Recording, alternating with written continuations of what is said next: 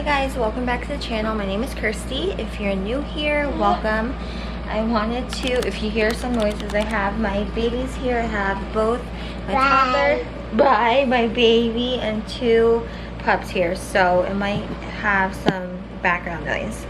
So I wanted to make a video about, well, a lot of people have found my videos from like my home birth vlog or just my preparations for my home birth. So whether it's my holistic prenatal appointments with my home birth midwives or how to prepare for a natural unmedicated birth. So I wanted to talk about my experience. I've had two home births now, and I've had them in two different countries. My first home birth with our daughter was in the US, specifically Florida, and then our second home birth was here in the Philippines in Quezon City in the Metro Manila area. We're now in the province, but that's where we gave birth to our son. So I wanted to talk about my experience with both. Starting out with prenatal care in Florida, well, in the middle of my pregnancy, I moved from Jersey to Florida, so we switched providers for prenatal care. And I knew I wanted to do a home birth and knew I needed to find midwives in the area that we were in Tampa, Florida. So at first I switched to an OB, just do like our scans, and then I also did like our glucose test with them. I have a video on alternative glucose tests instead of the sugary drink, so if you want to go check that out, go watch that. But I did switch providers and did like some of our scans with the new OB before I switched to just midwife.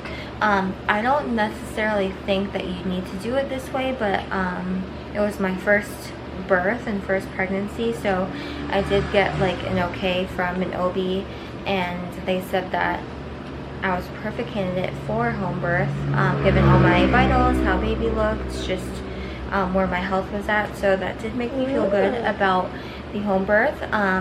And then we switched to midwives in Tampa, Florida, and that was a great experience. So we did the standard frequency for birth or for prenatal care. So like in the second trimester, you meet every 3 weeks, and then goes up to every 2 weeks. And then once you're in your third trimester or closer, like further into your third trimester, you do every week. So we switched to that. Some of the appointments were short, but with midwife appointments, I found that they're really personal. You get to ask questions. They know your family, which is really nice. We took a gentle home birthing class, which was actually required by my home birth team in Tampa. So it wasn't just like, oh, how do you change a diaper and stuff like that. It was like how to have like the gentle birth that you want. So like, how can your partner support you, different birthing positions, natural pain relief, and stuff like that. And then come my actual birthing experience, I went to labor with our daughter when I was like about 39 weeks and 2 days. You'll find too, most of the holistic or gentle birth worlds, they don't put too much weight on due dates because it's different for everyone. They can come early, they can come late, they can come on time. Especially if you don't have like a super regular period, it's hard to actually know just on growth scans. Like say you didn't get your first scan to confirm pregnancy early enough, it's not as accurate, so just keep that in mind. I did go into labor 39 weeks and 2 days. Oh no, boo-boo.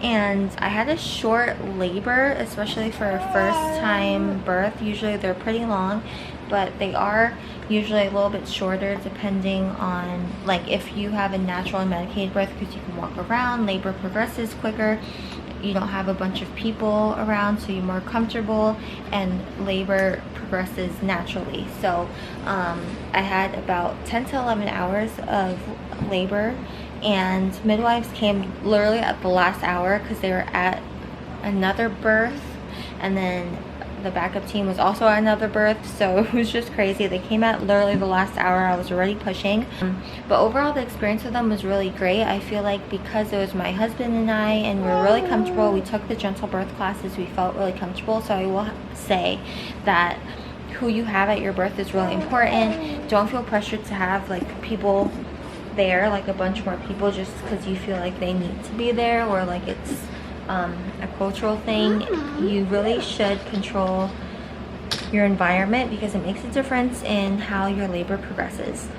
And then I will talk about now the aftercare. Our midwives in Tampa were amazing. They really helped out. They really helped out a lot. They helped me shower for the first time after. They helped me use the bathroom for the first time after, which can be really scary. If you know, you know. I didn't tear for either of my births, which was great, but it's nerve-wracking to just pee for the first time. So I was really thankful that they helped. They also like put our laundry in the washer and started it. They put all of our like sheets that I gave birth on into the washer, and they played with our dogs after I gave birth, so they were just really great. Those are some questions that you should ask too when you are choosing a home birth team. Just what type of bedside care they have, what we should expect just postpartum from them. Are they just gonna kind of go after? So that was just a really pleasant experience. For my second home birth, appointments weren't as frequent. We did certain scans on our own and then gave the results to our midwife just so that she could keep it in our blue. Just so she could keep it in our file for us. She kind of tracked our health and progression that way.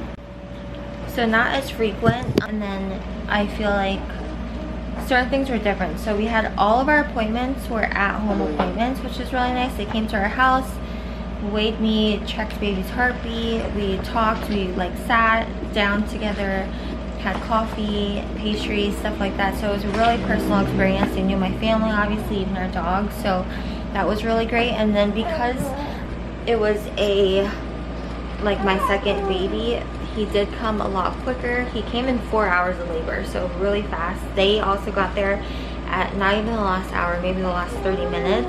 And I was pushing already, so they came really at the last hour. But what was good is that I still felt confident in myself and just who was there. My daughter was there, my husband was there, and I felt safe. And that's the most important part when you're having a natural and medicated birth at home. One question I get asked a lot is cost. So in the US, I know in most states your insurance won't cover it. For me, we had health insurance, but they did not cover our home birth. We covered that ourselves. Certain things you can get covered. It's just takes a little bit of legwork, and it depends on your actual insurance. So say you do like lab work, sometimes you can get that covered, or certain scans you can get covered, but actual like midwife, prenatal care usually doesn't get covered, and then the actual home birth doesn't get covered. I've seen some people in the US were able to get theirs covered, so I would look that up if I were you. Otherwise, paying out of pocket, I will say, is worth it because of just like your recovery and just the overall experience. And then the same thing in the Philippines. You get less, at least myself, I had less appointments with them, prenatal care, but I was able to like do some appointments on my own, like get certain scans on my own, but the home birth and prenatal care was out of pocket also, but because it's in the Philippines, it was cheaper than the US.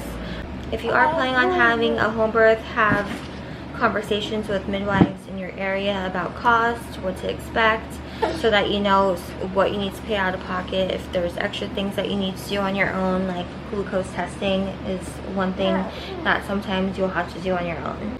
But overall, that was my experience both in the US and then in the Philippines, and my babies are hungry now, I think. So I am going to end the video here.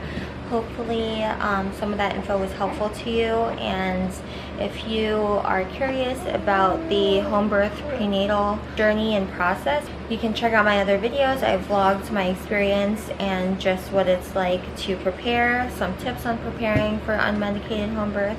And yeah, so I'll see you guys in the next video. Thanks for watching. Bye.